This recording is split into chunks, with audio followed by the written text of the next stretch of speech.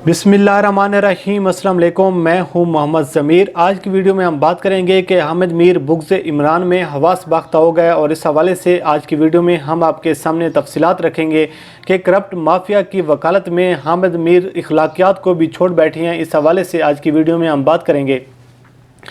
इस corrupt mafia का और इस करप्ट मीडिया के लोगों का एक ये इतिहाद बन चुका है कि जब भी इन करप्ट माफिया को ख़तरा होता है या इस मीडिया के माफिया को ख़तरा होता है तो दोनों एक पेज पर आ जाते हैं, और इन दोनों की जो दुश्मनी है वो भी सांझी है और इन दोनों की जो दोस्ती हैं वो भी अब सांझी हैं। और इस वीडियो में इस बात का आपको अंदाज़ा ज़रूर हो जाएगा कि हामिद मीर साहब हों, सलीम साफ़ी साहब हों, सुहेल वड़ैच साहब हों, तलत हुसैन साहब हों या दीगर उनकी टीम में से कोई और मेंबर हो,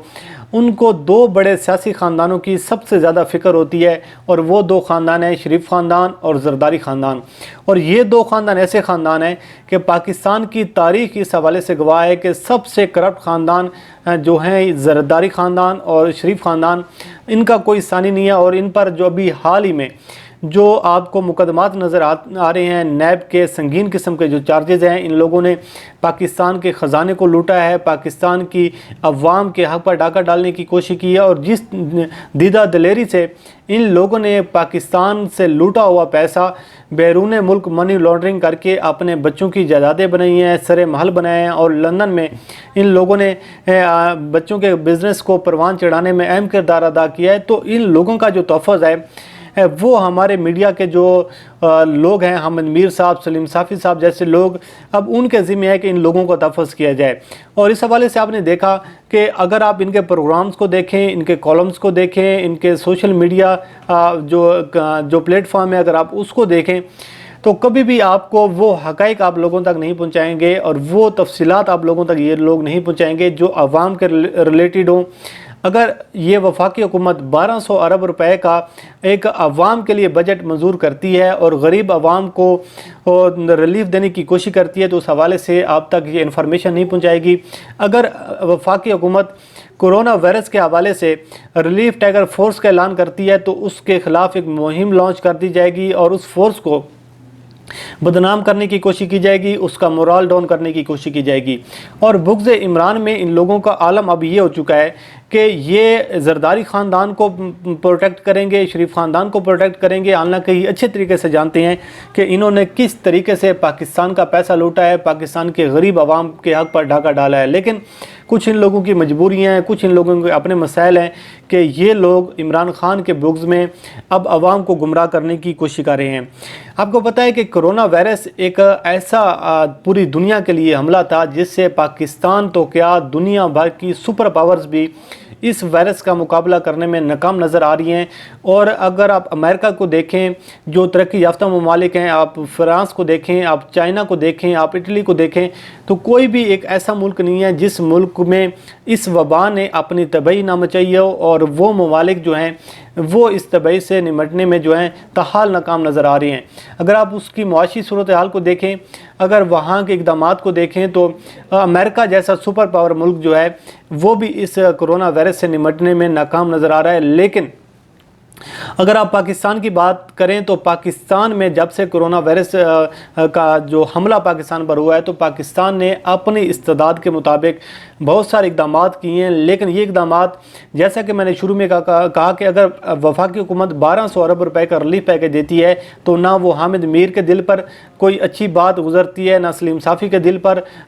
उसको कोई ये 1200 अरब रुपए का पैकेज अच्छा लगता है, ना ही बाकी लोगों को। लेकिन अगर बात इनके जो गुरु हैं शरीफ ख़ानदान और ज़रदारी ख़ानदान, इन लोगों पर आ जाए तो फिर इन लोगों को बड़े मसले मसाइल होते हैं। हामिद मीर साहब ने आज एक कॉलम लिखा है जंग अखबार में, उस कॉलम का आज हम पोस्टमार्टम करेंगे और कुछ चीज़ों का जायज़ा लेंगे कि हामिद मीर साहब हवास बाख्ता हो चुकी हैं या फिर उनको जो बुग़्ज़ की जो परेशानी है और बुग़्ज़ जो इमरान ख़ान का उनके दिलों में बैठ चुका है या फिर उसकी वजूहात हैं। आज उन्होंने कॉलम लिखा है,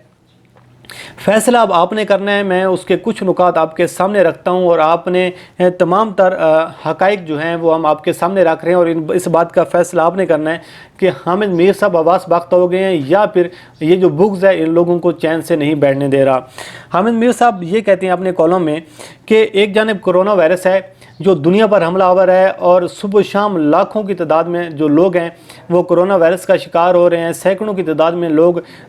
جو ہیں اس موت کا شکار ہو رہے ہیں، لیکن ہمارے جو حکمران ہیں وزیر اعظم عمران خان اور پی ٹی آئی کے جو گورنمنٹ ہے خاص طور پر، ان کو کرونا سے زیادہ ان کو جو اپنی انا کی فکر ہے، اور ابھی تک ان کی اناؤں کے جو بت ہیں وہ نہیں ٹوٹے۔ اب فیصلہ آپ کریں کہ اگر شہباز شریف کی کرپشن پر بات کی جائے، شہباز شریف صاحب کو جو نائب ہے وہ بلا کر پوچھے کہ آپ کے جو آمدن سے زائد اثاثہ جاتے ہیں اس کی منی ٹریل کہاں پر ہے، اور نیب میں وہ حاضر نہ ہوں، نیب کی پیشی پر نہ جائیں، اور نیب ان کو گرفتار کرنے آ جائے، ان پر چھاپا مارے اور اس کو نیب جو ہے اس کو گرفتار کرنے کی کوشش کرے، تو یہ جو عمران خان صاحب کی پھر انا ہو جاتی ہے، پھر عمران خان صاحب کا بغض ہو جاتا ہے۔ لیکن یہ حامد میر صاحب کو نظر نہیں آتا کہ جب ان سے یہ پوچھا جاتا ہے کہ آپ نے اتنے زیادہ اثاثے کہاں سے بنائے تو اس کی منی ٹریل بتائیں، تو وہ پھر آگے سے کہتے ہیں کہ جی ہم نے بھینسوں کا دودھ بیچ کر ہم نے یہ اثاثے بنائے۔ اس کے بعد وہ یہ کہتے ہیں کہ فروری اور مارچ 2020 میں جب کرونا وائرس کا حملہ دنیا پر شروع ہوا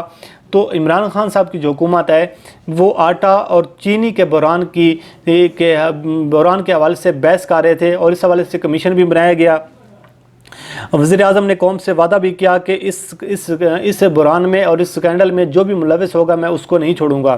اور اس کے بعد پھر آپ نے دیکھا کہ اس انکوائری کمیشن کی رپورٹ بھی آئی، اور عمران خان صاحب نے کل جو ایک پوری قوم کے سامنے وعدہ پورا کیا ہے، اور ذمہ داران کے خلاف جو سزائیں دینے کا عمل اب شروع ہوگا، اور اس کیس کو منطقی انجام پہنچانے کے لیے جو عمران خان صاحب نے کل ایک فیصلے کیے ہیں وہ بھی آپ کے سامنے۔ لیکن حامد میر صاحب یہ فرماتے ہیں کہ وزیر اعظم کے اپنے قائم کردہ کمیشن نے ان کے قریبی ساتھی جہانگیر ترین کی کرپشن کو بے نقاب کیا۔ کئی دن تک جہانگیر ترین کی کرپشن اور وزیر اعلیٰ پنجاب عثمان بزدار کی نااہلی میڈیا پر زیر بحث رہی، اور آخر میں کیا ہوا؟ آخر میں یہ ہوا کہ جہانگیر خان ترین بغیر کسی روک ٹوک کے ہوائی جہاز میں بیٹھ کر لندن چلے گئے۔ یہ جملہ اگر آپ اس جملے کو دیکھیں، حامد میر صاحب کو پورے چینی اور آٹے کی بحران کی رپورٹ میں صرف نظر آتے ہیں تو جہانگیر خان ترین نظر آتے ہیں۔ اس کی سب سے بڑی وجہ یہ ہے کہ وہ عمران خان صاحب کے ساتھی ہیں، لیکن حامد میر صاحب کو اس کالم میں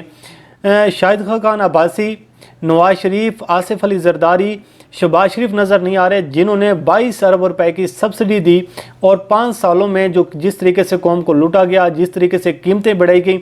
وہ حامد میر صاحب کو نظر نہیں آیا، نہ اس کا نام مینشن کیا گیا، الٹا ان لوگوں کے لیے ہمدردی کا اظہار کیا جا رہا ہے۔ تو یہ ہے وہ منافقت، یہ ہے وہ حواس باختہ جس کی وجہ سے ہم ذکر کر رہے تھے کہ عمران خان صاحب، اب یہ کہا جا رہا ہے کہ عمران خان صاحب کو عمران خان صاحب نے جہانگیر خان ترین کو بھگا دیا ہے، لیکن جب نواز شریف صاحب بھاگ رہے تھے تو حامد میر صاحب اس وقت ماحول بنانے کی کوشش کر رہے تھے کہ نواز شریف صاحب کی صحت خراب ہے، ان کو لندن جانا چاہیے علاج کی غرض سے، اور عمران خان صاحب ظلم کر رہے ہیں۔ لیکن اگر جہانگیر خان ترین علاج کی غرض سے لندن جائیں تو پھر حامد میر صاحب کے لیے بہت بڑا مسئلہ ہے۔ اس کے بعد وہ کہتے ہیں کہ اب جتنا بھی یہ ڈول پیٹیں، جتنا بھی ڈول بجائیں، اب کچھ نہیں ہوگا۔ اب مقصد صرف یہ ہے کہ انہوں نے جہانگیر خان ترین کو بھگانا تھا، وہ بھگا دیا، اور اب مسئلہ یہ ہے کہ یہ عمران خان صاحب، شہباز شریف صاحب اور شاہد خاقان عباسی صاحب کو گرفتار کر کے لوگوں کو یہ بتائیں گے کہ جی ہم نے کرپشن کے خلاف جو جہاد ہے وہ ہم نے شروع کیا تھا، وہ پے تکمیل تک پہنچ گیا، اور ہم نے جو لوگوں کو جو قوم کے ساتھ وعدہ کیا تھا وہ ہم نے وعدہ پورا کر دیا۔ تو اب یہ صورتحال ہے۔ دوسری جانب وہ یہ کہتے ہیں کہ 3 ماہ تک اپوزیشن نے کرونا وائرس کے لیے حکومت کو اپنا تعاون پیش کیا، لیکن حکومت نے اس پر توجہ نہیں دی، اور حکومت جو لگی رہی ہے وہ پکڑ دھکڑ میں لگی رہی ہے اور اپوزیشن کو بدنام کرنے میں لگی رہی ہے۔ اب یہ دیکھیں کہ حامد میر صاحب کو جو پریشانی ہے وہ خاص کر اپوزیشن کی ہے۔ اس کے ساتھ ساتھ وہ یہ کہتے ہیں کہ جو national command and operation centre ہے وہ بھی کوئی خاطر خواہ کامیابی اس میں نہیں ملی، جو کرونا وائرس کے حوالے سے اقدامات کیے جا رہے تھے، جو اس کے حوالے سے جو قومی ایک اتفاق رہا ہے کہ national command and operation centre یہ بھی پیدا نہیں کر سکا۔ لیکن اصل مسئلہ یہاں پر آتا ہے، اصل مسئلہ کہاں پر آتا ہے کہ وہ اب بد دعاؤں پر اتر آئے ہیں، اور ان کا یہ کہنا ہے کہ عمران خان صاحب جو ہیں اور اس کا جو اقتدار ہے، جو اس کی گورنمنٹ ہے، یہ کچھ سال بعد یہ ماضی کا حصہ بن جائیں گے۔ اور ماضی کا حصہ کیسے بنیں گے؟ ان کا یہ کہنا ہے کہ تاریخ میں یہ لکھا جائے گا کہ جب بھارت نے مقبوضہ جموں کشمیر پر قبضے کے لیے 370 جو آرٹیکل اور 35A ختم کر کے وہاں کی تاریخ کا بدترین کرفیو نافذ کیا، تو پاکستان کی حکومت اور اپوزیشن نے مل کر کشمیریوں کا ساتھ دینے کے بجائے ایک دوسرے کو جیلوں میں ڈالنے اور غدار غدار کھیلنے کی ایک نیا کھیل شروع کیا۔ اب عمران خان پر یہ الزام لگایا جا رہا ہے کہ عمران خان صاحب نے ایسے موقع پر اپوزیشن کی پکڑ دکڑ کی، ان کو جیلوں میں ڈالا۔ ساتھ ہی وہ یہ کہتے ہیں کہ تاریخ میں یہ بھی لکھا جائے گا کہ جب پاکستان کے سب ادارے متحد ہو کر غیر ملکی سازش کا مقابلہ کرنے کے لیے مشترکہ حکمت عملی بنانا چاہ رہے تھے، تو یہ ادارے متحد ہو کر سپریم کورٹ کے ایک جج جسٹس قاضی فائز عیسیٰ کے خلاف ایک ریفرنس دائر کر دیا گیا۔ اب صورتحال کا اندازہ یہ لگائیں کہ اگر کسی جج سے یہ پوچھا جائے کہ آپ کے بیوی بچوں نے آمدن سے زائد اثاثہ کیسے بنایا، ان کی جائیدادیں کہاں سے آئیں، تو یہ پھر پاکستان کی قومی سلامتی پر حامد میر صاحب کے حصے میں یہ ایک بہت بڑا حملہ ہے۔ ساتھ ہی وہ یہ کہتے ہیں کہ جب پوری قوم جو کے سامنے موت کھڑی تھی اور قوم کو موت کی فکر تھی، تو ایسے حالات میں جو ایک امریکی بلاگر ہیں سنتھیا ریچی، ان کو لانچ کیا گیا اور انہوں نے سیاستدانوں پر جو ریپ کے الزامات لگائے اور ایسے سنگین قسم کے الزامات لگائے۔ تو ایسے تمام تر معاملات میں کہ جب تاریخ یہ لکھے گی کہ ہم روزانہ آزادی صحافت کے حق میں نعرے لگاتے ہیں، لیکن روزانہ آزادی صحافت پر حملے بھی کرتے ہیں، لیکن اصل میں وہ یہ کہنا چاہتے ہیں کہ عمران خان صاحب جو تھے وہ اندر سے ڈکٹیٹر تھے، لیکن وہ نام جو لیتے تھے وہ جمہوریت کا لیتے تھے، جمہوریت پسند تھے، لیکن اصل میں وہ ڈکٹیٹر تھے۔ اب یہ ہے حامد میر صاحب کا کالم، جو ہم نے اس کا پوسٹ مارٹم آپ کے سامنے رکھا۔ آپ خود اندازہ لگائیں کہ اگر زرداری خاندان کی کرپشن پر بات کی جائے تو عمران خان صاحب ڈکٹیٹر ہیں، اگر شریف خاندان کو NRO دے دیا جائے تو پھر عمران خان صاحب جو ہیں وہ جمہوریت پسند ہیں، اگر زرداری خاندان کو NRO دیا جائے تو پھر عمران خان صاحب جمہوریت پسند ہیں۔ تو یہ ہے ان لوگوں کا المیہ، یہ ہے ان لوگوں کی صورتحال۔ اور آخر پر میں یہ بات کہنا چاہوں گا کہ جو کل فیصلہ کیا ہے عمران خان صاحب نے کہ چینی بحران کے جو ذمہ داران تھے ان کو جو سزائیں دینے کے حوالے سے جو 7 سفارشات کی منظوری دے دی گئی ہے، ہم تو یہ سوچ رہے تھے کہ آج عمران خان کے حق میں کالم لکھ کر اور نئے پاکستان کے حق میں کالم لکھ کر حامد میر صاحب اپنی ساری غلطیوں پر معافی مانگیں گے، لیکن آج انہوں نے اپنی منافقت کی انتہا کر دی ہے اور وہ حواس باختہ ہو گئے ہیں۔ اور ایسا لگ رہا ہے کہ جس طریقے سے وہ کالمز لکھ رہے ہیں، جس طریقے سے جو بغض عمران خان کا ان پر حاوی ہوتا جا رہا ہے، تو ان قریب آپ کو یہ لگے گا کہ حامد میر صاحب جو ہیں ان پر جو